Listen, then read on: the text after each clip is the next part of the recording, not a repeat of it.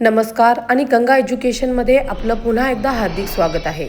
या प्लॅटफॉर्मवर तुम्हाला विधिक क्षेत्रातील महत्त्वाचे विषय, कायद्यांशी संबंधित स्पर्धा परीक्षांची तयारी, महत्त्वपूर्ण कायदेशीर तथ्य आणि विधीचा इतिहास याविषयी सुस्पष्ट आणि शिस्तबद्ध मार्गदर्शन मिळेल. आजच्या व्हिडिओमध्ये आपण भारतीय साक्ष अधिनियम 2023च्या कलम 78 ते 93 वरती चर्चा करणार आहोत. नमस्कार, गंगा एज्युकेशनमध्ये तुम्हा सगळ्यांचं स्वागत आहे. आज आपण भारतीय साक्ष अधिनियम 2023 मधलं एक खूप महत्त्वाचं कलम म्हणजेच कलम 78 यावर बोलणार आहोत. आता हे कलम प्रमाणित प्रतींच्या म्हणजे सर्टिफाईड कॉपीजच्या सत्यतेबद्दल एका खूप मूलभूत कायदेशीर नियमाबद्दल सांगतं. आणि हो, ज्युडिशरी आणि APO परीक्षांची तयारी करणाऱ्यांसाठी तर हा विषय समजून घेणं खूपच गरजेचं आहे. अच्छा, एक विचार करा. न्यायालयात जेव्हा एखाद्या सरकारी डॉक्युमेंटची सर्टिफाईड कॉपी सादर केली जाते तेव्हा ती खरी आहे की खोटी हे कसं ठरवणार? प्रत्येक वेळी त्या कागदावर सही करणाऱ्या ऑफिसरला कोर्टात साक्ष द्यायला बोलवणे शक्य आहे का? बिलकुल नाही, बरोबर? बस याच प्रॅक्टिकल प्रॉब्लेमवर कलम 78 एक खूप छान उपाय देतं. तर हे कलम 78 आपल्याला सापडतं भारतीय साक्ष अधिनियम 2023च्या प्रकरण 5 मध्ये. हे संपूर्ण प्रकरणच दस्तेवजांविषयीच्या गृहीतांशी म्हणजे प्रिझम्पशन्सशी संबंधित आहे. चला तर मग या कलमात नेमका काय आहे आणि त्याचा कोर्टाच्या कामकाजावर कसा परिणाम होतो ते आपण सविस्तरपणे समजून घेऊया. कायदा काय म्हणतो बघा. जेव्हा एखादं डॉक्युमेंट जे सर्टिफाईड कॉपी म्हणून सादर केलं जातं आणि ते कायद्याने पुरावा म्हणून ग्राह्य धरलं जातं तेव्हा कोर्ट त्याला अस्सल म्हणजे जेन्युइन मानेल. अगदी सोप्या भाषेत सांगायचं झालं तर सरकारी ऑफिसरने सर्टिफाय केलेल्या कॉपीवर कोर्ट आधी पूर्ण विश्वास ठेवतं. हो, जोपर्यंत कोणीतरी हे सिद्ध करत नाही की ती कॉपी खोटी आहे तोपर्यंत. आता इथे ना गृहीत धरेल म्हणजे शॅल प्रिझ्यूम हा शब्द खूप खूप महत्त्वाचा आहे. याचा अर्थ काय तर कोर्टासाठी हे बंधनकारक आहे. त्यांच्याकडे दुसरा ऑप्शनच नाहीये. सर्टिफाईड कॉपी आली की ती खरी आहे असं कोर्टाला मानावंच लागतं. पण एक गोष्ट लक्षात ठेवा, हे जे गृहीतक आहे ना ते रिबटेबल आहे म्हणजे खंडनक्षम. म्हणजेच काय तर जर समोरच्या पार्टीने पक्के पुरावे देऊन हे सिद्ध केलं की ही कॉपी बनावट आहे तर मात्र कोर्ट आपलं मत बदलू शकतं. कळलं? तर मग हे शॅल प्रिझ्यूमवाला नियम लागू होण्यासाठी कोणत्या गोष्टींची पूर्तता व्हावी लागते, कोणत्या अटी आहेत? यासाठी ना साधारणपणे 5 मुख्य गोष्टी तपासल्या जातात. एक म्हणजे त्या डॉक्युमेंटचं स्वरूप कसं आहे. दुसरं, त्याला कायद्याने मान्यता आहे का. तिसरं, सर्टिफिकेशन योग्य आहे का. चौथं, ते योग्य फॉर्मॅटमध्ये आहे का. आणि 5वं, ज्या ऑफिसरने ते सर्टिफाय केलंय त्याचं पद योग्य आहे का. चला आता यातली प्रत्येक गोष्ट थोडी डिटेलमध्ये बघूया. हे बघा, हे समजून घेणं खूप सोपं आहे. पहिली गोष्ट, ते डॉक्युमेंट एकतर सर्टिफिकेट असावं किंवा सर्टिफाईड कॉपी असावी. दुसरं म्हणजे कायद्याने ते पुरावा म्हणून स्वीकारलेलं असावं. तिसरी आणि सगळ्यात महत्त्वाची अट, ते केंद्र किंवा राज्य सरकारच्या एखाद्या अधिकृत ऑफिसरनेच सर्टिफाय केलेलं पाहिजे. आणि हो, ते कायद्याने ठरवून दिलेल्या फॉर्मॅटमध्ये पण असायला हवं. जेव्हा या सगळ्या गोष्टींची पूर्तता होते ना तेव्हाच कोर्ट शॅल प्रिझ्यूमचा नियम लागू करतो. आता कोर्टात नेमकं घडतं काय ते पाहूया स्टेप बाय स्टेप. सर्वात आधी एक सर्टिफाईड कॉपी कोर्टात सादर केली जाते. कोर्ट तपासतं की सगळ्या कायदेशीर अटी पूर्ण झाल्या आहेत का. जर झाल्या असतील तर कोर्ट लगेच ती कॉपी खरी आहे असं गृहीत धरतं. आणि इथेच येतो सगळ्यात मोठा ट्विस्ट. तो म्हणजे पुराव्याचा भार म्हणजे बर्डन ऑफ प्रूफ तो शिफ्ट होतो. म्हणजे आता ज्या व्यक्तीला किंवा पक्षाला वाटतंय की ही कॉपी खोटी आहे तर ते सिद्ध करण्याची जबाबदारी पूर्णपणे त्याच्यावर येते. किती सोपी झाली प्रक्रिया नाही का. चला एक अगदी साधं प्रॅक्टिकल उदाहरण घेऊ. समजा कोणीतरी एका सरकारी नोकरीसाठी अप्लाय केलं आणि आपल्या युनिव्हर्सिटी डिग्रीची सर्टिफाईड कॉपी जमा केली. आता कलम 78 काय म्हणतं ते हेच की ती भरती करणारी एजन्सी किंवा कोर्ट ती डिग्री खरीच आहे असं मानेल. आता समजा कोणीतरी उठून म्हटलं की अरे ही डिग्री तर बनावट आहे, तर मग काय. तर मग ते सिद्ध करण्याची पूर्ण जबाबदारी त्या आरोप करणाऱ्या व्यक्तीवर असेल, अर्ज करणाऱ्या उमेदवारावर नाही. बघा किती फरक पडतो या नियमामुळे. याच मुद्द्यावर एक खूप महत्त्वाचा केस लॉ आहे, कालिया विरुद्ध मध्य प्रदेश राज्य.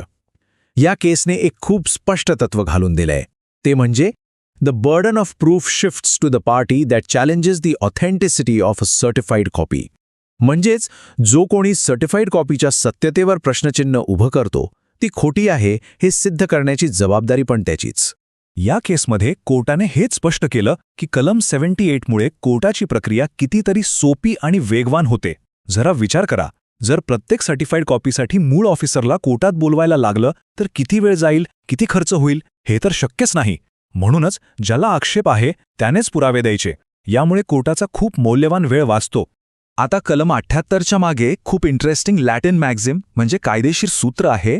ते आहे ऑम्निया प्रेझुमंटर रिथे एस्से ॲक्टा. याचा खूप सोपा अर्थ आहे, सर्व अधिकृत कामं योग्य आणि नियमाप्रमाणेच केली गेली आहेत असं गृहीत धरलं जातं.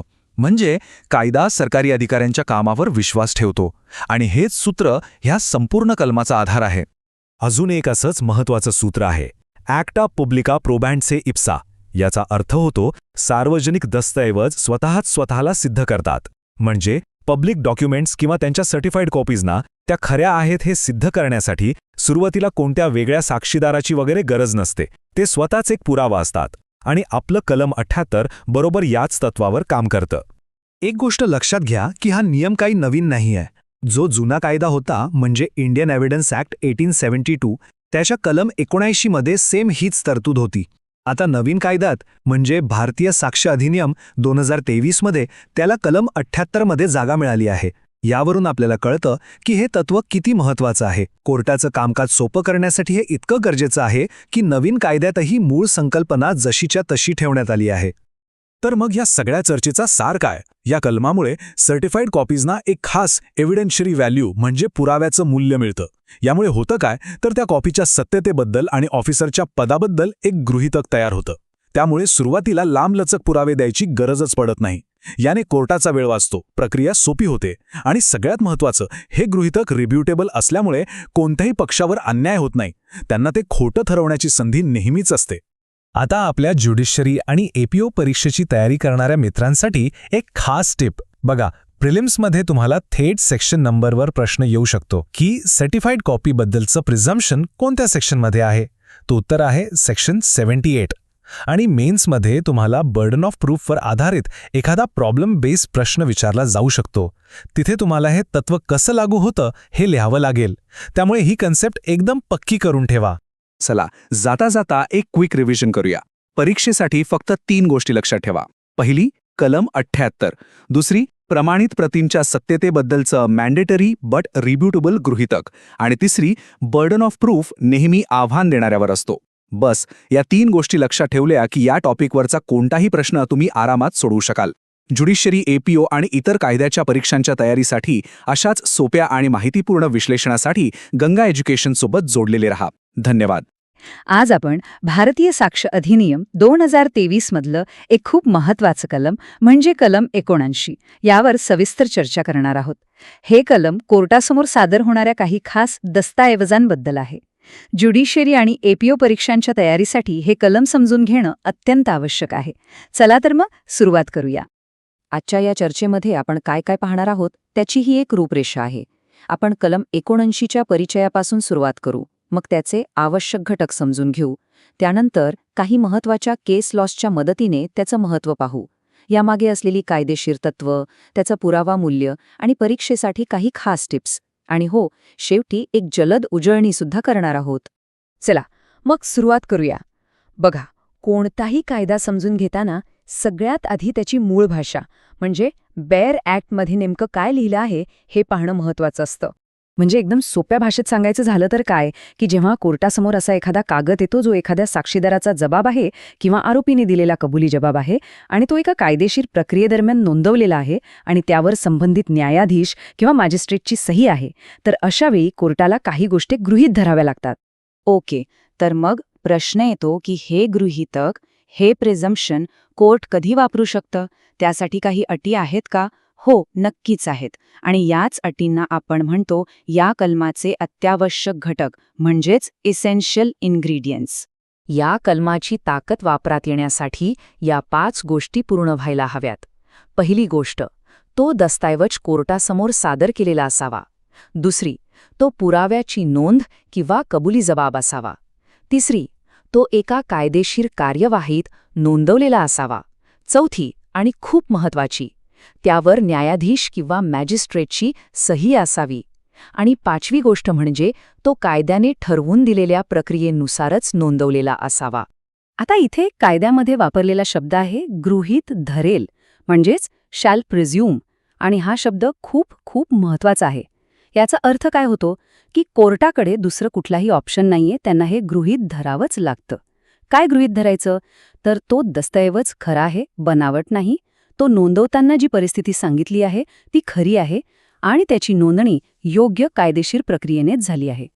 चला, आता हे कलम प्रत्यक्ष कोर्टात कसं वापरलं जातं हे बघूया. केस लॉ बघण्याआधी एक साधं उदाहरण घेऊ. कल्पना करा, एका मॅजिस्ट्रेटसमोर CRPCच्या कलम 164 अंतर्गत एका आरोपीचा कबुली जबाब नोंदवला गेला. आता नंतर खटल्यादरम्यान तोच कागदपत्र कोर्टात सादर केला गेला. तर कलम 79 नुसार न्यायालय लगेचच गृहीत धरेल की तो कबुली जबाब खरा आहे आणि तो योग्य प्रक्रियेनेच नोंदवला गेला आहे. आता बघूया की सर्वोच्च न्यायालयाने यावर काय म्हटलं आहे.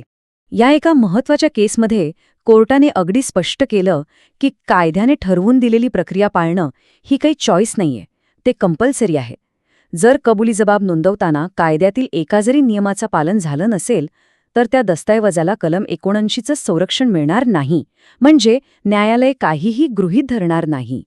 ह्या केसमध्ये कोर्टाने ज्युडिशियल रेकॉर्ड्सचं महत्त्व अधोरेखित केलं.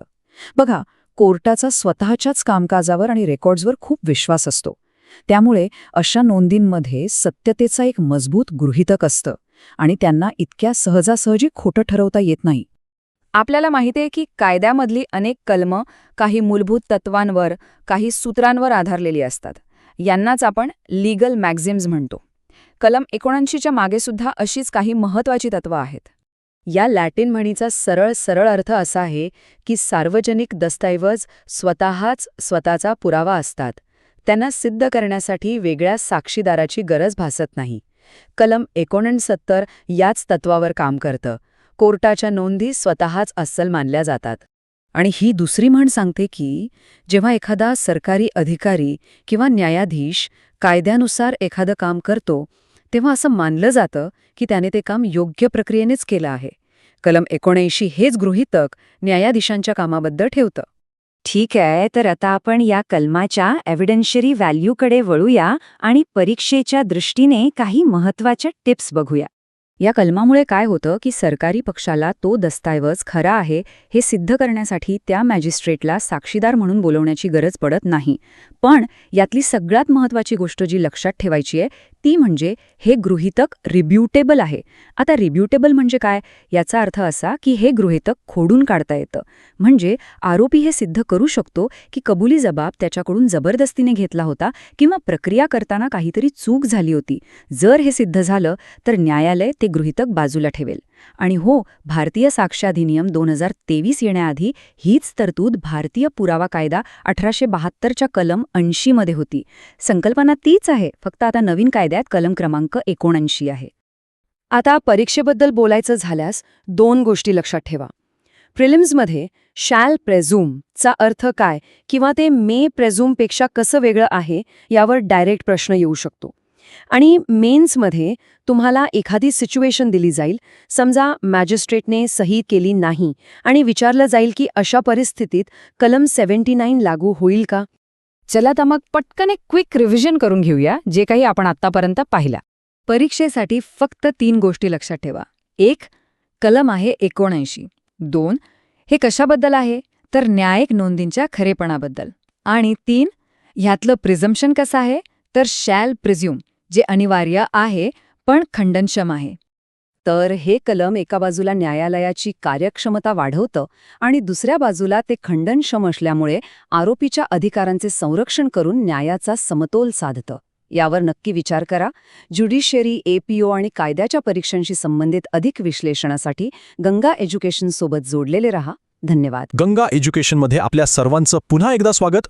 अच्छा, विचार करा, न्यायालयात सादर केलेलं प्रत्येक वृत्तपत्र किंवा सरकारी राजपत्र खरं मानलं जातं का? किंवा अशी कोणती परिस्थिती आहे जिथे न्यायालय कागदपत्रांच्या सत्यतेवर प्रश्नच विचारू शकत नाही? हो, ह्या सगळ्या प्रश्नांची उत्तरं आपल्याला मिळतात भारतीय साक्षी अधिनियम 2023च्या कलम 80 मध्ये. चला, आज आपण हे कलम एकदम सोप्या भाषेत समजून घेऊया, जे न्यायपालिका आणि APO परीक्षांसाठी खूपच महत्त्वाचं आहे. आजच्या या आपल्या चर्चेत आपण काय काय पाहणार आहोत ते बघूया. सगळ्यात आधी कलम 80 म्हणजे नेमकं काय याची ओळख करून घेऊ. मग त्याचे महत्त्वाचे घटक कोणते आहेत ते सोप्या पद्धतीने समजून घेऊ. त्यानंतर हे कलम प्रत्यक्षात कोर्टात कसं वापरलं जातं आणि त्याचा पुरावा म्हणून काय व्हॅल्यू आहे हे बघू. आणि हो, सगळ्यात शेवटी परीक्षेसाठी काय महत्त्वाचं आहे आणि एक क्विक रिव्हिजन, म्हणजे हा टॉपिक एकदम पक्का होऊन जाईल. चला तर मग सुरू करूया. ओके, तर सुरुवात करूया आपल्या पहिल्या भागापासून, कलम 80ची ओळख. बघूया तरी हे कलम न्यायालयाला काही विशिष्ट डॉक्युमेंट्सबद्दल नक्की काय गृहीत धरायला सांगतं. तर बघा, भारतीय साक्ष अधिनियम 2023 मधलं हे जे कलम 80 आहे ना, ते दस्तावेजांविषयीचे गृहीतके म्हणजे प्रिझम्पशन्स ॲज टू डॉक्युमेंट्स या चॅप्टरमध्ये येतं. आता नावावरूनच आपल्याला थोडा अंदाज येतो की हे कलम न्यायालयाला सांगतंय की काही डॉक्युमेंट समोर आल्यावर त्यांची सत्यता तुम्ही आधीच गृहीत धरा. आता हे जे कायद्याचं वाक्य आहे ते सोप्या भाषेत समजून घेऊ. बघा, फक्त तीन गोष्टी पूर्ण झाल्या की न्यायालय ते कागदपत्र खरं आहे असं मानणारच. पहिलं म्हणजे तो डॉक्युमेंट एकतर सरकारी राजपत्र म्हणजे ऑफिशियल गझेट किंवा एखादं वृत्तपत्र म्हणजे न्यूजपेपर किंवा जर्नल असावा. दुसरं, तो कायद्यानुसार ज्या फॉर्मॅटमध्ये पाहिजे तसा असावा. आणि तिसरं, आणि हे खूप महत्त्वाचं आहे, तो योग्य ताब्यातून म्हणजे प्रॉपर कस्टडीमधून सादर केलेला असावा. जर या तिन्ही अटी पूर्ण झाल्या ना, तर कायद्यातला तो शब्द बघा, गृहीत धरेल म्हणजेच शॅल प्रिझ्यूम. याचा अर्थ न्यायालयाला ते खरं मानावंच लागेल. It's mandatory. त्यांच्याकडे दुसरा कुठलाही ऑप्शन नसतो. चला मग आता या कायद्याला आणखी सोपं करूया. त्याचे जे आवश्यक घटक आहेत ना, ते एक एक करून पाहूया, म्हणजे लक्षात ठेवायला अगदी सोपं जाईल. तर मग मूळ प्रश्न हाच आहे की हे कलम 80 लागू होण्यासाठी नक्की कोणत्या अटी आहेत? What are the essential conditions? या कलमाचे आपण 3 मुख्य स्तंभ म्हणू शकतो. सगळ्यात पहिला आहे दस्तऐवजाचे स्वरूप, म्हणजे तो डॉक्युमेंट एकतर सरकारी राजपत्र असावा किंवा वृत्तपत्र. दुसरा आहे कायद्याचे पालन, म्हणजे तो कायद्याने ठरवून दिलेल्या फॉर्मॅटमध्ये असला पाहिजे. थोड्याफार किरकोळ चुका असतील तर चालतील. आणि तिसरा, जो सगळ्यात महत्त्वाचा आहे, तो म्हणजे योग्य ताबा, म्हणजे तो योग्य ठिकाणाहून आणि योग्य व्यक्तीकडूनच कोर्टात सादर व्हायला हवा. आता हा जो योग्य ताबा किंवा प्रॉपर कस्टडी शब्द आहे ना, तो जरा नीट समजून घेऊया. एकदम सोपा आहे. बघा, जो कागद ज्या व्यक्तीकडे किंवा ज्या ठिकाणी असायला पाहिजे तिथेच तो सापडला तर आपण म्हणणार की तो योग्य ताब्यात आहे. पण समजा तो दुसरीकडे कुठे सापडला तरी हरकत नाही, जर हे सिद्ध करता आलं की त्याचा ओरिजिन, त्याचा उगम कायदेशीर आहे, तर तो ताबा अयोग्य मानला जाणार नाही. ठीक आहे, थेअरी तर खूप झाली. आता बघूया की हे कलम प्रत्यक्षात कोर्टात कसं काम करतं, काही उदाहरणांसोबत.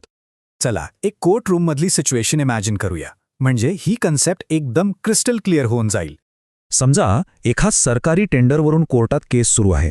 वादी म्हणजे जो केस दाखल करतो तो पुरावा म्हणून सरकारी राजपत्रात छापून आलेली एक नोटिफिकेशन सादर करतो. आता प्रतिवादी म्हणजे ज्याच्यावर केस आहे तो लगेच आक्षेप घेतो की हे नोटिफिकेशन खोटं असू शकतं. आता इथेच कलम 80 पिक्चरमध्ये येतं. न्यायालय काय करेल, ते त्या राजपत्राला खरं आहे असंच मानेल. म्हणजे आता बर्डन ऑफ प्रूफ म्हणजे ते खोटं आहे हे सिद्ध करण्याची जबाबदारी शिफ्ट झाली. ती आता पूर्णपणे प्रतिवादीवर येईल, वादीवर नाही. आणि आपण आत्ता जे उदाहरण पाहिलं ना, त्याला सुप्रीम कोर्टाच्या निर्णयाचा सुद्धा आधार आहे. रामरतन विरुद्ध उत्तर प्रदेश राज्य या एका खूप महत्त्वाच्या केसमध्ये कोर्टाने अगदी स्पष्टपणे सांगितलं की सरकारी राजपत्रातल्या नोंदी या फक्त ॲडमिसिबल नाहीत, तर त्या खऱ्या आहेत असंच गृहीत धरलं पाहिजे. पण एक मिनिट, हे जे गृहीतक आहे म्हणजे प्रिझम्पशन, याचा पुरावा म्हणून नक्की किती वजन आहे? याच्या काही मर्यादा आहेत का? चला आता हा महत्त्वाचा मुद्दा समजून घेऊ.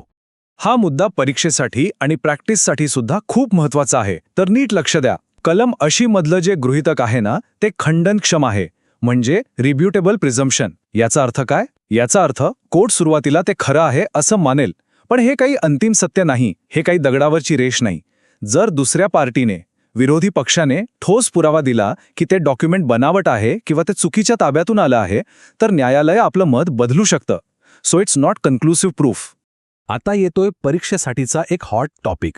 बघा, राजपत्र आणि वृत्तपत्र दोन्ही कलम 80 मध्ये येतात, पण त्यांच्या पुराव्याच्या व्हॅल्यूमध्ये जमीन आसमानाचा फरक आहे. राजपत्र म्हणजे ऑफिशियल गॅझेट, याच्या बाबतीत न्यायालय काय म्हणणार की हा डॉक्युमेंट पण खरा आहे आणि यात जे लिहिलंय तो मजकूर सुद्धा खरा आहे. पण वृत्तपत्राच्या बाबतीत एक ट्विस्ट आहे. कोर्ट फक्त एवढंच मानेल की हो, हे वृत्तपत्र खरं आहे, जेन्युइन आहे, पण त्यात छापलेली जी बातमी आहे ती खरी आहे की नाही हे सिद्ध करण्यासाठी तुम्हाला वेगळा स्वतंत्र पुरावा द्यावा लागेल. हा फरक खूप महत्त्वाचा आहे, तो नक्की लक्षात ठेवा. आपल्याला माहीत आहे की प्रत्येक कायद्याच्या मागे काही मूलभूत कायदेशीर तत्त्व म्हणजे लीगल मॅक्झिम्स असतात. चला तर मग कलम 80च्या मागे दडलेली अशीच काही महत्वाची लॅटिन सूत्र पाहूया. पहिलं सूत्र आहे ॲक्टा पब्लिका प्रोबान्से इप्सा. याचं सोपं मराठी भाषांतर म्हणजे सार्वजनिक दस्तावेज स्वतःला सिद्ध करतात. म्हणजे काय तर ते कोणी छापलं, कुठून प्रकाशित झालं हे वेगळं सिद्ध करत बसायची गरज नाही. आणि याच तत्वामुळे राजपत्रासारख्या डॉक्युमेंट्सना कोर्टात एवढं महत्त्व दिलं जातं. आणि दुसरं महत्त्वाचं सूत्र आहे ओमनिया प्रेझ्युमांटर रिटे एस्से ॲक्टा. याचा अर्थ असा होतो की सगळी सरकारी कामं ही योग्य पद्धतीने आणि नियमानुसारच केली जातात असं गृहीत धरलं जातं.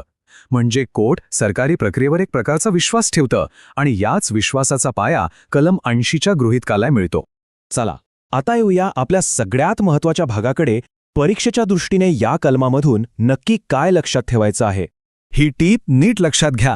प्रिलिम्समध्ये शाल प्रेझ्युम या शब्दावर डायरेक्ट प्रश्न येऊ शकतो किंवा हे कलम कोणत्या डॉक्युमेंट्सनं लागू होतं यावर प्रश्न विचारला जाईल. आणि मेन्स परीक्षेसाठी वृत्तपत्रांचं पुरावात्मक मूल्य काय आहे किंवा योग्य ताबा म्हणजे काय यावर आधारित एखादा प्रॉब्लेम बेस्ड क्वेश्चन हमखास येऊ शकतो. त्यामुळे या 2 मुद्द्यांवर विशेष लक्ष केंद्रित करा. चला तर एक शेवटची क्विक रिव्हिजन. फक्त 3 गोष्टी लक्षात ठेवायच्या आहेत. 1. कलम 80. 2. मूळ संकल्पना शॅल प्रिझ्युम म्हणजे कोर्टांना गृहीत धरावंच लागेल. आणि 3. हे गृहीतक रिबटेबल आहे म्हणजे खंडनक्षम आहे, ते अंतिम सत्य नाही. बस एवढंच. न्यायपालिका, एपीओ आणि इतर कायदे परीक्षांसाठी अशाच प्रकारच्या सखोल विश्लेषणासाठी गंगा एज्युकेशन सोबत नक्की जोडलेले रहा. कधी विचार केलाय की या डिजिटल युगात सरकारी अधिसूचनेसारख्या इलेक्ट्रॉनिक पुराव्याची सत्यता न्यायालयात कशी सिद्ध केली जाते? नमस्कार, गंगा एज्युकेशनमध्ये आपलं स्वागत आहे. आज आपण भारतीय साक्ष अधिनियम 2023च्या कलम 81चा अगदी सोप्या भाषेत अभ्यास करणार आहोत. आणि हो, न्यायपालिका आणि एपीओ परीक्षांसाठी हे कलम किती महत्त्वाचं आहे हेही आपण समजून घेऊया. ठीक आहे, तर आज आपण काय काय पाहणार आहोत? सगळ्यात आधी आपण कलम 81ची ओळख करून घेऊ.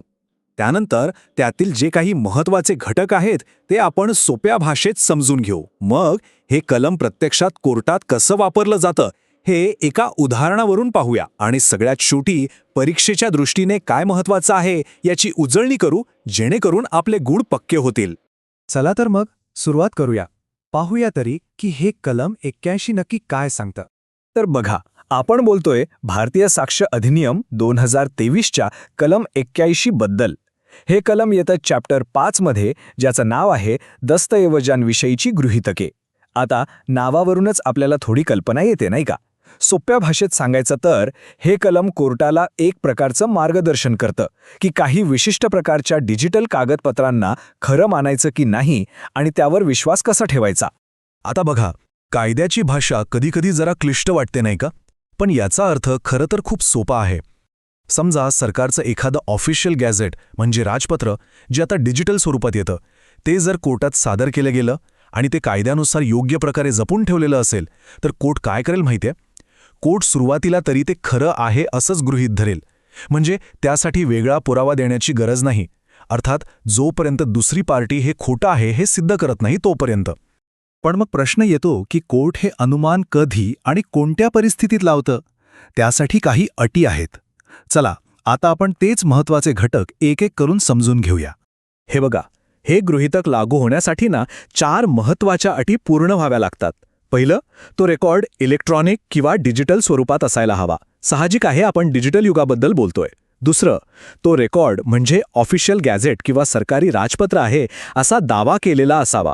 तिसरा, तो कायद्याने ठरवून दिलेल्या स्वरूपातच जपलेला असावा, म्हणजे त्यात काही बदल वगैरे झालेला नाही याची खात्री असावी. आणि चौथी अट, तो प्रॉपर कस्टडीमधून म्हणजे एका अधिकृत आणि विश्वासार्ह स्रोताकडून सादर केलेला असावा. जेव्हा या 4ही गोष्टींची पूर्तता होते तेव्हाच कोर्ट ते गृहीतक लागू करतं. तर मग कोर्टात नेमकं काय होतं? विचार करा. एक वकील कोर्टात एक इलेक्ट्रॉनिक रेकॉर्ड सादर करतो. जज आधी पाहतात, अच्छा, हा रेकॉर्ड ऑफिशियल गॅजेट असल्याचा दावा करतोय. मग ते तपासतात, तो कायद्यानुसार योग्य स्वरूपात ठेवलाय का? आणि मग तिसरी गोष्ट, तो प्रॉपर कस्टडीमधून आलाय का?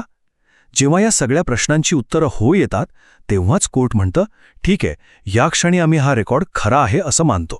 माहितीये का, या कलमाच्या मागे एक खूप जुनं कायदेशीर तत्त्व दडलेलं आहे. ते लॅटिनमध्ये आहे ऑमनिया प्रेझम्पशंटिस रिटे एस्से ॲक्टा. आता याचा अर्थ काय? याचा सरळ सोप्पा अर्थ आहे की सर्व सरकारी कामं योग्य आणि नियमानुसारच झाली आहेत असं गृहीत धरलं पाहिजे.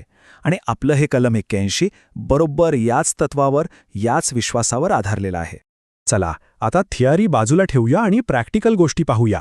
कोर्टरूममध्ये हे कलम प्रत्यक्षात कसं लागू होतं ते बघूया. एक उदाहरण घेऊया. समजा एका सरकारी कर्मचाऱ्याच्या प्रमोशनचा खटला सुरू आहे. सरकारतर्फे सांगितलं जातं की एका विशिष्ट तारखेला आम्ही नियम बदलले होते आणि त्याचा पुरावा म्हणून ते सरकारी वेबसाईटवरचं ई-गॅझेट सादर करतात. आता इथेच कलम 81 कामाला येतं. कोर्ट काय करेल ते त्या ई-गॅझेटला खरं मानेल. आता जर दुसऱ्या पक्षाला वाटत असेल की ते खोटं आहे तर ते सिद्ध करण्याची जबाबदारी त्यांची असेल. त्यांना वेगळा पुरावा द्यावा लागेल. आता आपण इलेक्ट्रॉनिक पुराव्याबद्दल बोलतोय तर एका केसचा उल्लेख करणं खूप गरजेचं आहे. ही केस लक्षातच ठेवा, अनवर पीवी विरुद्ध पी.के. बशीर. खरं तर भारतीय कायद्यात इलेक्ट्रॉनिक पुराव्याबद्दलचा हा एक सर्वात महत्त्वाचा, एक लँडमार्क निकाल आहे. या केसमध्ये सुप्रीम कोर्टाने काय केलं? त्यांनी इलेक्ट्रॉनिक पुरावा कोर्टात कसा सादर करायचा यासाठी काही बंधनकारक नियम घालून दिले. आता आपले हे कलम 81 त्या मोठ्या नियमावलीचा एक छोटासा पण खूप महत्त्वाचा भाग आहे. म्हणजे बघा, अनवर पीवी केस सर्व प्रकारच्या इलेक्ट्रॉनिक पुराव्याबद्दल बोलते, पण कलम 81 हे फक्त सरकारी डिजिटल गॅजेटसारख्या विशिष्ट डॉक्युमेंटसाठी एक सोपा मार्ग तयार करतं, जिथे कोर्ट सुरुवातीलाच त्याची सत्यता गृहीत धरतं. ठीक आहे, तर आता आपण आपल्या चर्चेच्या सर्वात महत्त्वाच्या भागाकडे वळूया, तो म्हणजे परीक्षेचा दृष्टिकोन. ज्युडिशरी आणि एपीओच्या परीक्षेमध्ये या कलमावर नेमके कसे प्रश्न येऊ शकतात आणि आपण काय लक्षात ठेवायला हवं ते आता पाहूया. तर नवीन आणि जुन्या कायद्यात नेमका काय फरक आहे? अगदी सोपा फरक आहे. जुना जो 1872चा कायदा होता त्यातलं कलम 81 फक्त छापील म्हणजे प्रिंटेड गॅजेटबद्दल बोलत होतं. पण आता काळ बदललाय, सगळं डिजिटल झालंय. म्हणूनच 2023च्या या नवीन कायद्यात स्पष्टपणे इलेक्ट्रॉनिक और डिजिटल रेकॉर्ड हे शब्द टाकले आहेत. म्हणजे कायद्याला आजच्या काळानुसार अपडेट केलंय. परीक्षेसाठी हे 4 मुद्दे अगदी पक्के लक्षात ठेवा. पहिला मुद्दा, हे जे गृहीतक आहे ते रिब्युटेबल आहे. म्हणजे काय? तर विरोधी पक्ष पुरावा देऊन हे गृहीतक खोडून काढू शकतो. दुसरा आणि खूप महत्त्वाचा मुद्दा, कायद्यात शॅल प्रेझ्युम हा शब्द वापरलाय, मे प्रेझ्युम नाही. याचा अर्थ सगळ्या अटी पूर्ण झाल्या तर कोर्टाला हे गृहीतक मानवच लागतं, त्यांच्या इच्छेवर अवलंबून नाही.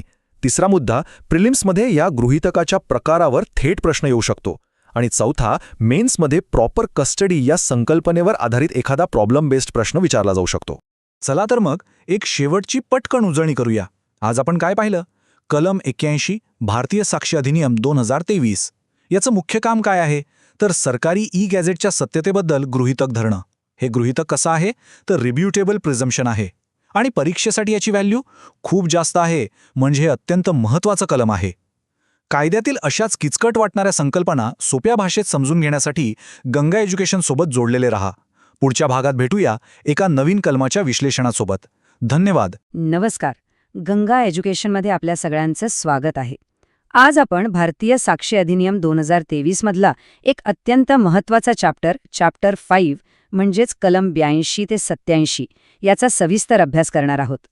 कागदपत्रांच्या गृहीतकांशी म्हणजे प्रिझम्पशन्सशी संबंधित असलेला हा भाग ज्युडिशियरी आणि एपीओ परीक्षांच्या दृष्टीनं खूपच महत्त्वाचा आहे, त्यामुळे शेवटपर्यंत नक्की लक्ष देऊन ऐका. तर आजच्या आपल्या या विवेचनात आपण काय काय पाहणार आहोत त्यावर एक पटकन नजर टाकूया. आपण चॅप्टर 20चा परिचय करून घेऊ. त्यातला जो शॅल प्रिझ्युम हा एक सुवर्ण नियम आहे तो समजून घेऊ. या कलमांखाली कोणती कागदपत्रं येतात ते पाहू. मग कोर्टात याची अंमलबजावणी कशी होते, महत्त्वाचे केस लॉ काय आहेत, याचं पुरावा मूल्य किती, आणि शेवटी परीक्षेसाठी काही खास टिप्स आणि क्विक रिव्हिजनसुद्धा करणार आहोत. चला तर मग सुरुवात करूया. कलम 82 ते 87 हे विविध प्रकारच्या अधिकृत, कायदेशीर आणि आजच्या काळात महत्त्वाच्या असणाऱ्या इलेक्ट्रॉनिक डॉक्युमेंट्ससाठी एक कायदेशीर चौकट, एक फ्रेमवर्क तयार करतात. पण प्रश्न असा आहे की याची गरजच काय आहे? तर याचा मुख्य उद्देश आहे न्यायालयाचा बहुमूल्य वेळ वाचवणं आणि कायदेशीर प्रक्रियांना वेग देणं. आता या प्रकरणाचा जो आत्मा आहे, जो गाभा आहे, त्या सर्वात महत्त्वाच्या कायदेशीर शब्दप्रयोगाकडे वळूया. आणि तो शब्दप्रयोग आहे शॅल प्रिझ्युम, म्हणजेच गृहीत धरील. हा एकच शब्दप्रयोग कलम 82 पासून 87 पर्यंत सगळ्यांना एकत्र बांधून ठेवतो. हे लक्षात ठेवा, हा या संपूर्ण प्रकरणाचा कणा आहे. तर शॅल प्रिझ्यूम म्हणजे नेमकं काय? याचा अर्थ असा की जेव्हा या कलमांखालील एखादं कागदपत्र कोर्टात सादर केलं जातं तेव्हा न्यायालय ते अस्सल आहे, खरं आहे असं मानण्यास कायदेशीररित्या बांधील आहे. अर्थात जोपर्यंत समोरचा पक्ष ते खोटं असल्याचा पुरावा देत नाही तोपर्यंत. सोप्या भाषेत सांगायचं झालं तर सिद्ध करण्याची जबाबदारी म्हणजे बर्डन ऑफ प्रूफ थेट दुसऱ्या पक्षावर जाते. न्यायालयाला सुरुवातीला ते मान्य करावंच लागतं. ठीक आहे, शॅल प्रिझ्यूमचा नियम तर समजला, पण तो कोणत्या कागदपत्रांना लागू होतो? चला, आता या चॅप्टरमध्ये कोणकोणत्या डॉक्युमेंट्सचा समावेश आहे याचा एक जलद आढावा घेऊया. बघा, या कलमांमध्ये सरकारी नकाशे आणि योजना आहेत, कायद्याची पुस्तकं आणि न्यायालयाचे अहवाल आहेत, पॉवर ऑफ अटर्नी म्हणजे मुक्त्यारपत्र आहे, इलेक्ट्रॉनिक करार आहेत, सुरक्षित इलेक्ट्रॉनिक रेकॉर्ड्स आणि सह्या आहेत आणि इलेक्ट्रॉनिक सिग्नेचर सर्टिफिकेटसुद्धा आहेत. एक गोष्ट लक्षात घ्या, यात पारंपरिक कागदपत्रांसोबतच आधुनिक डिजिटल कागदपत्रांनाही तितकंच महत्त्व दिलं गेलंय. चला, आता हे सगळं न्यायालयात प्रत्यक्षात कसं काम करतं ते पाहूया. आत्तापर्यंत आपण थिअरी पाहिली, आता प्रॅक्टिकल ॲप्लिकेशनकडे वळूया. न्यायालयात जेव्हा या कलमांतर्गत येणारे एखादं डॉक्युमेंट पुराव्यादाखल सादर होतं तेव्हा प्रक्रिया अगदी सरळ असते. पहिलं, कागदपत्र सादर केलं जातं. दुसरं, त्याला संबंधित कलम लागू होतं. तिसरं आणि सर्वात महत्त्वाचं, न्यायालय त्याची सत्यता गृहीत धरतं. आणि चौथं, त्याला आव्हान देण्याची आणि ते खोटं आहे हे सिद्ध करण्याची जबाबदारी थेट विरुद्ध पक्षावर येते. चला, एक अगदी सोपं व्यावहारिक उदाहरण घेऊया, म्हणजे हा मुद्दा कायमचा लक्षात राहील. समजा कलम 84 अंतर्गत एक मुक्त्यारपत्र जे नोटरीसमोर तयार केलं आहे ते न्यायालयात सादर केलं गेलं. आता बघा, न्यायालय त्याच्यावरच्या सहीच्या पुराव्याची मागणी करणार नाही. न्यायालय ते अस्सल आहे असं गृहीत धरेल. आता ज्या पक्षाला त्यावर आक्षेप आहे त्याला हे सिद्ध करावं लागेल की ते बनावट आहे किंवा त्यात काहीतरी गडबड आहे. याच मुद्द्यावर सर्वोच्च न्यायालयाचा जुगराज सिंग विरुद्ध जसवंत सिंग हा एक महत्त्वाचा निकाल आहे, जो तुम्हाला मेन्स परीक्षेसाठी सुद्धा खूप उपयोगी पडेल. या केसमध्ये न्यायालयाने स्पष्ट केलं की नोटरीद्वारे प्रमाणित केलेल्या मुक्त्यारपत्राच्या वैधतेबद्दल गृहीत धरणं हे न्यायालयासाठी मॅन्डेटरी आहे, म्हणजेच बंधनकारक आहे. हे जे तत्व आपण शिकलो ना, त्याला कायदेशीर भाषेत एका सुंदर लॅटिन म्हणीने ओळखलं जातं, ओमनिया प्रेझुमंतुर रिते एस्से ॲक्टा. याचा अर्थ असा की सर्व अधिकृत आणि कायदेशीर कार्ये ही नियमितपणे आणि योग्यरित्याच पार पाडली गेली आहेत असं गृहीत धरलं जातं, जोपर्यंत याच्या उलट काही सिद्ध होत नाही. म्हणजे कायदा प्रक्रियेवर विश्वास ठेवतो. ठीक आहे, आपण हे तर पाहिलं की न्यायालय शॅल प्रिझ्यूम करेल, पण मग पुढचा प्रश्न असा येतो की या पुराव्याची ताकद किती असते, याचं पुरावा मूल्य काय आहे? चला, ते समजून घेऊया. चला याचं विश्लेषण करूया. या गृहीतकाचं स्वरूप मॅन्डेटरी म्हणजे अनिवार्य आहे. याचा परिणाम काय तर बर्डन ऑफ प्रूफ विरुद्ध पक्षावर जातो. आणि याची ताकद ही खूप स्ट्रॉंग आहे, पण ती ॲब्सोल्यूट नाही. हे एक रिबटेबल प्रिझम्पशन आहे. याचा अर्थ फसवणूक किंवा इतर काही गैरप्रकार झाल्याचा ठोस पुरावा देऊन ते खोडून काढता येतं. आता नवीन कायद्याचा अभ्यास करताना जुन्या कायद्याशी तुलना करणं खूप महत्त्वाचं आहे. भारतीय पुरावा कायदा 1872 मधली जी कलम 79 ते 85C होती, त्यातली मूलभूत तत्त्व नव्या कायद्यातही मोठ्या प्रमाणात कायम ठेवली आहेत. बदल फक्त इतकाच आहे की भारतीय साक्ष अधिनियम 2023ने या कलमांची पुनर्रचना केली आहे आणि इलेक्ट्रॉनिक पुराव्यांना अधिक स्पष्टता आणि कायदेशीर मान्यता दिली आहे. चला, आता आपल्या चर्चेच्या सर्वात महत्त्वाच्या भागाकडे वळूया. परीक्षेच्या दृष्टीने या प्रकरणाची तयारी कशी करायची?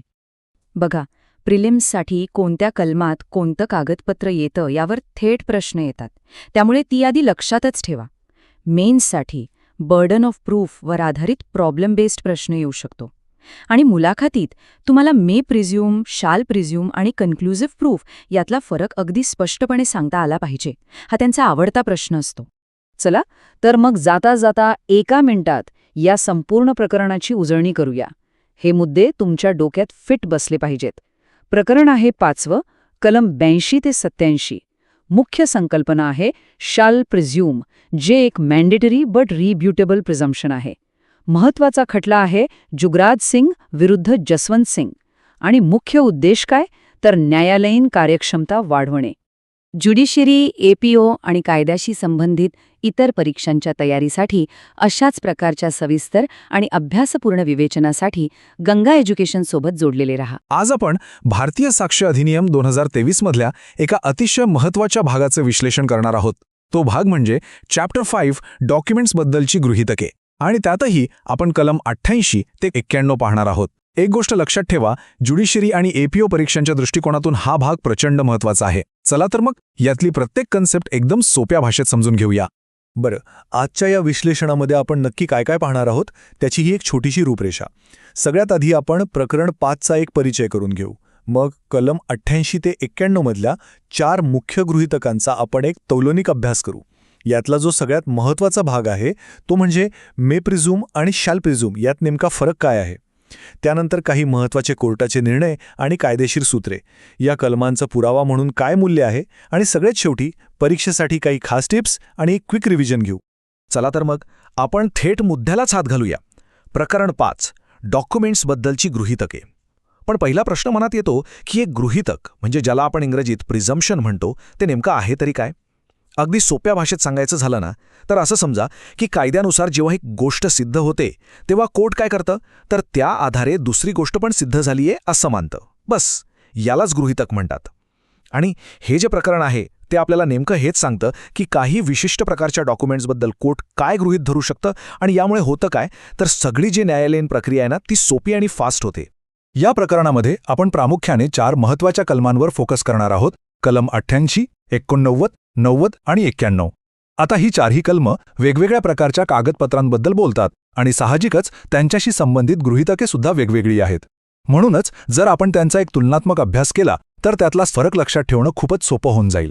आता या स्लाईडवर जरा नीट लक्ष द्या. इथे या 4ही कलमांचा जणू काही सारच दिलेला आहे. बघा, कलम 88 आहे विदेशी न्यायिक रेकॉर्डबद्दल. त्यासाठी एक प्रमाणित प्रत म्हणजे सर्टिफाईड कॉपी गरजेची असते आणि न्यायालय त्याच्या खरेपणाबद्दल मे प्रेझ्यूम म्हणजे गृहीत धरू शकेल. पुढे आहे कलम 89 जे सार्वजनिक हिताची पुस्तकं, नकाशे आणि चार्ट्सबद्दल आहे. इथे न्यायालय लेखक आणि प्रकाशनाबद्दल मे प्रेझ्यूम करू शकतं. त्यानंतर येतं कलम 90 जे इलेक्ट्रॉनिक मेसेजेससाठी आहे. इथे पाठवलेला मेसेज आणि मिळालेला मेसेज एकच आहे असं मे प्रिझ्यूम केलं जातं. आणि आता सर्वात महत्त्वाचं आणि वेगळं कलम 91 हे आहे नोटीस देऊनही सादर न केलेल्या कागदपत्रांबद्दल. इथे न्यायालय शॅल प्रिझ्यूम करते. म्हणजे काय तर गृहीत धरणं न्यायालयासाठी बंधनकारक असतं. आता आपण या प्रकरणाच्या मूळ गाभ्याकडे येऊया. म्हणजेच सगळ्यात महत्त्वाचा मुद्दा मे प्रेझ्यूम आणि शॅल प्रेझ्यूम यामधला फरक. हा फरक समजून घेणं परीक्षेसाठी अत्यंत म्हणजे अत्यंत आवश्यक आहे. कारण यावर आधारित प्रश्न 100% विचारले जातात. एका शब्दात कोर्टाला चॉईस आहे तर दुसऱ्या शब्दात अजिबात नाही. या स्लाईडमुळे हा फरक अगदी आरशासारखा स्पष्ट होतो. मे प्रिझ्यूम म्हणजे न्यायालय गृहीत धरू शकेल. हे आपल्याला कलम 88, 89 आणि 90 मध्ये दिसतं. याचा सरळ अर्थ असा की इथे कोर्टाला पूर्ण अधिकार आहे.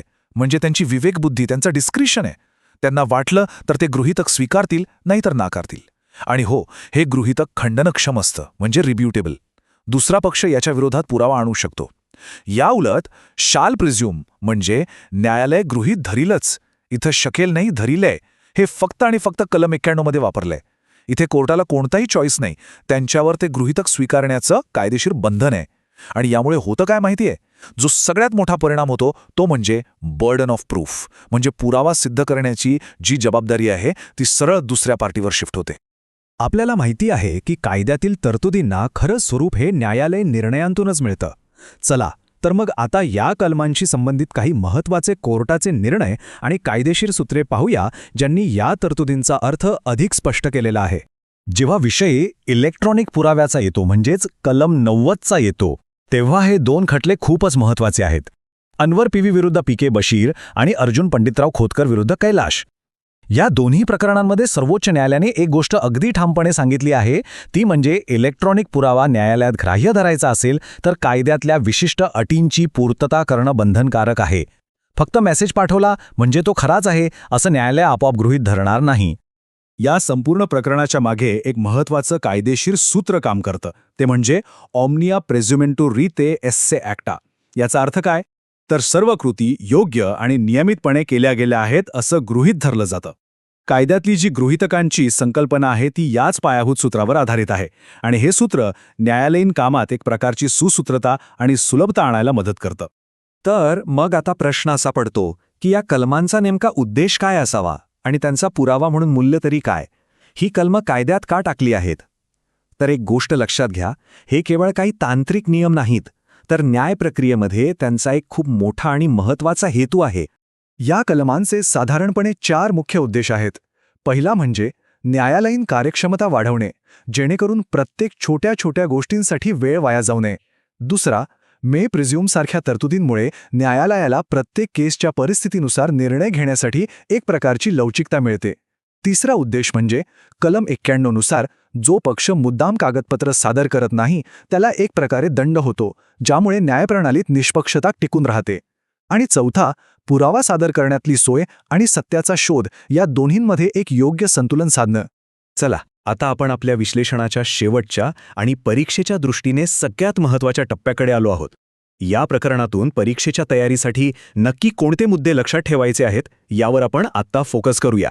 ज्युडिशियरी आणि एपीओ परीक्षांसाठी ही टीप अगदी लक्षातच ठेवा. प्रिलिम्समध्ये मे प्रेझ्यूम आणि शाल प्रेझ्यूम यातील फरकावर डायरेक्ट प्रश्न येऊ शकतो.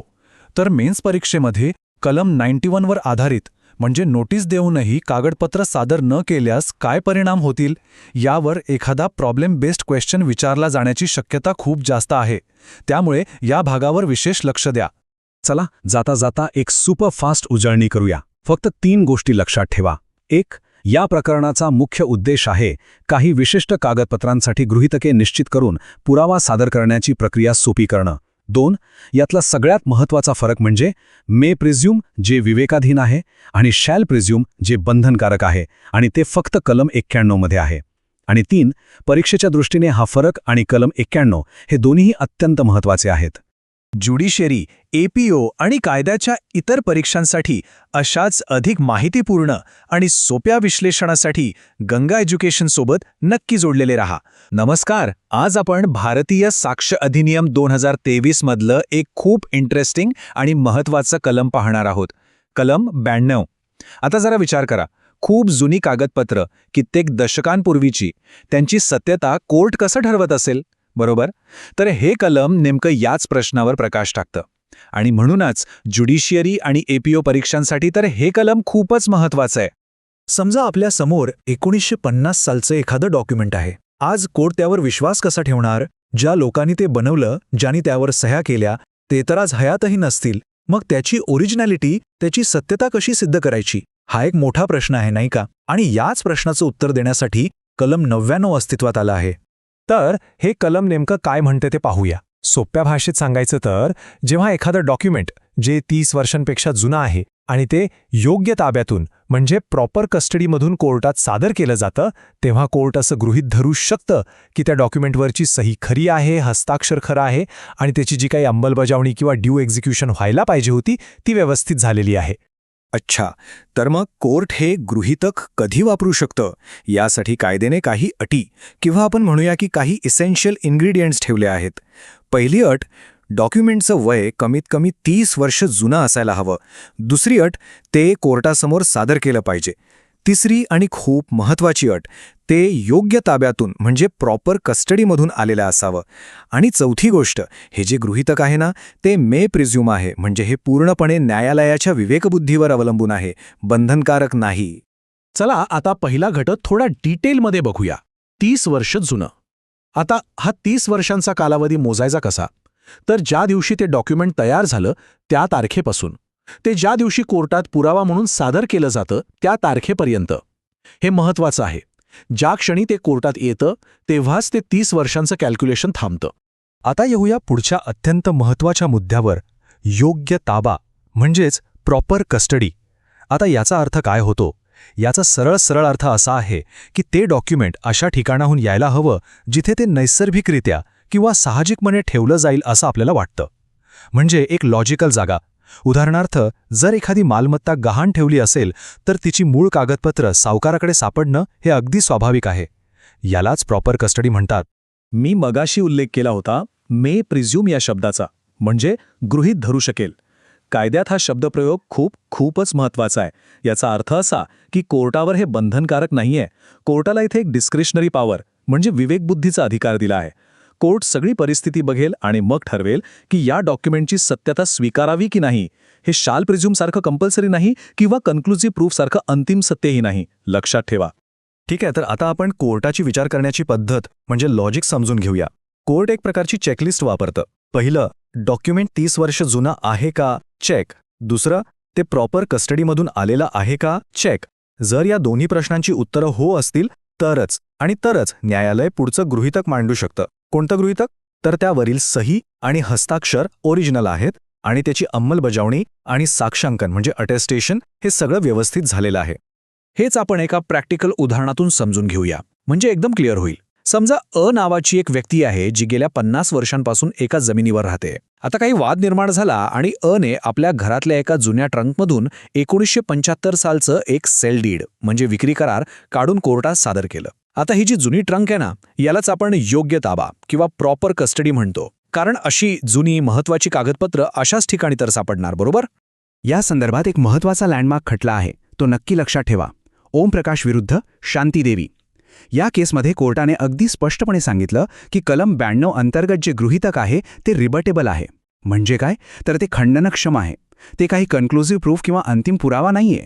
याचा सोपा अर्थ असा की समोरची पार्टी म्हणजे विरोधी पक्ष पुरावे देऊन हे सिद्ध करू शकते की ते डॉक्युमेंट खोटं किंवा बनावट आहे.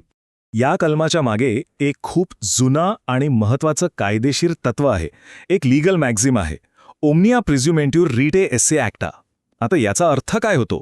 याचा अर्थ आहे की सर्व गोष्टी किंवा सर्व कृती योग्य पद्धतीने आणि नियमितपणेच केल्या गेल्या आहेत असं गृहीत धरलं जातं. कायदा असा विश्वास ठेवतो की जोपर्यंत कोणीतरी हे खोटं आहे असं सिद्ध करत नाही, तोपर्यंत जुन्या काळात झालेल्या गोष्टी ह्या नियमांनुसारच झाल्या असतील. तर मग या कलमाची एव्हिडन्शियरी व्हॅल्यू म्हणजे पुरावा म्हणून किंमत काय आहे? बघा, या कलमामुळे सही आणि हस्ताक्षर खरं आहे असं गृहीत धरलं जातं. डॉक्युमेंटची अंमलबजावणी आणि साक्षांकन म्हणजे अटेस्टेशन व्यवस्थित झालंय असं मानलं जातं. याचा सगळ्यात मोठा फायदा म्हणजे ज्या साक्षीदारांनी सही केली असेल त्यांना कोर्टात बोलवायची गरज पडत नाही.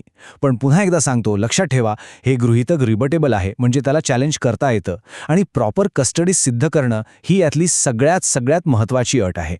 आणि एक गोष्ट लक्षात घ्या की हा काही एकदम नवीन नियम नाहीये. जो जुना आपला भारतीय पुरावा कायदा होता 1872चा, त्यामध्ये सुद्धा अगदी अशीच तरतूद होती. आता फक्त नवीन कायद्यात म्हणजे भारतीय साक्ष अधिनियम 2023 मध्ये त्याला कलम 92 मध्ये ठेवण्यात आला आहे. म्हणजे कन्सेप्ट तोच आहे, फक्त जागा नवीन आहे. आता खास करून आपल्या ज्युडिशियरी आणि एपीओ परीक्षेची तयारी करणाऱ्या विद्यार्थ्यांसाठी एक एक्झाम टिप. प्रिलिम्स परीक्षेमध्ये तुम्हाला थेट प्रश्न येऊ शकतो की डॉक्युमेंट किती जुनं असावं. उत्तर आहे 30 वर्ष. किंवा गृहीतकाचं स्वरूप काय आहे? तर ते आहे मे प्रिझ्युम. आता मेन्स परीक्षेबद्दल बोलायचं झालं तर एखादं जुनं मृत्यूपत्र किंवा टायटल डीड यावर आधारित एखादा प्रॉब्लेम बेस्ड क्वेश्चन हमखास विचारला जातो. चला तर मग एक क्विक रिव्हिजन करूया. या पूर्ण डिस्कशनमधले फक्त 3 मुद्दे लक्षात ठेवा म्हणजे पुरेसं आहे. पहिला, सेक्शन नंबर कलम 92 भारतीय साक्ष अधिनियम 2023. दुसरा, मुख्य कन्सेप्ट काय आहे? तर 30 वर्षे जुन्या डॉक्युमेंट्सबद्दलचं गृहीतक. आणि तिसरा, सगळ्यात महत्त्वाचा मुद्दा, या गृहीतकाचं स्वरूप काय आहे? तर ते डिस्क्रिशनरी आहे म्हणजे मे प्रिझ्युम आणि रिबटेबल आहे म्हणजे खंडनक्षम.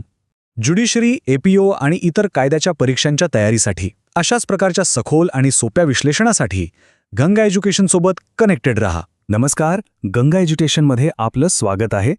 आज आपण भारतीय साक्ष अधिनियम 2023 मधलं एक खूप महत्त्वाचं कलम 93 यावर सविस्तर बोलणार आहोत. हे कलम आजच्या डिजिटल युगासाठी खूप महत्त्वाचं आहे. हे कलम डिजिटल पुराव्यांशी संबंधित आहे आणि त्याबद्दलचा एक महत्त्वाचा नियम सांगतं. चला तर मग समजून घेऊया. आजच्या चर्चेत आपण काय काय पाहणार आहोत ते आधी बघूया. सगळ्यात आधी आपण कलम 93ची ओळख करून घेऊया. मग त्याचे आवश्यक घटक कोणते आहेत ते समजून घेऊ. त्यानंतर काही उदाहरणं आणि केसेसच्या मदतीने ते व्यवहारात कसं लागू होतं हे पाहू. जुन्या कायद्याशी त्याची तुलना करू आणि सगळ्यात शेवटी परीक्षेसाठी कोणते मुद्दे महत्त्वाचे आहेत यावर लक्ष देऊ. चला तर आपल्या विश्लेषणाच्या पहिल्या भागाला सुरुवात करूया. हे कलम भारतीय साक्ष अधिनियमाच्या अध्याय 5 मध्ये येतं आणि परीक्षेच्या दृष्टीनं खूप महत्त्वाचं आहे. यावर थेट प्रश्न विचारले जाऊ शकतात, त्यामुळे याकडे विशेष लक्ष द्या. आता ही कायद्याची भाषा थोडी क्लिष्ट वाटू शकते, पण याचा सोपा अर्थ काय? तर बघा, जेव्हा एखादा इलेक्ट्रॉनिक रेकॉर्ड जो 5 वर्षे किंवा त्यापेक्षा जास्त जुना आहे आणि तो एका विश्वसनीय ठिकाणाहून म्हणजे प्रॉपर कस्टडीमधून कोर्टासमोर सादर केला जातो, तेव्हा कोर्ट असं मानू शकतं की त्यावरील इलेक्ट्रॉनिक सही खरी आहे आणि ती योग्य व्यक्तीनेच लावली आहे. बरं, पण कोर्ट हे गृहीतक कधी लागू करतं? त्यासाठी काही अटी आहेत, काही आवश्यक घटक आहेत ज्यांची पूर्तता होणं गरजेचं आहे. चला, हे आवश्यक घटक कोणते आहेत ते आता आपण सविस्तरपणे पाहूया. तर इथे हे 5 मुख्य घटक दिले आहेत. पहिला, तो पुरावा एक इलेक्ट्रॉनिक रेकॉर्ड असायला हवा, जसं की एखादा ईमेल किंवा डिजिटल फाईल. दुसरा, तो रेकॉर्ड कमीत कमी 5 वर्षे जुना असावा. तिसरा, तो कोर्टासमोर पुरावा म्हणून सादर केलेला असावा.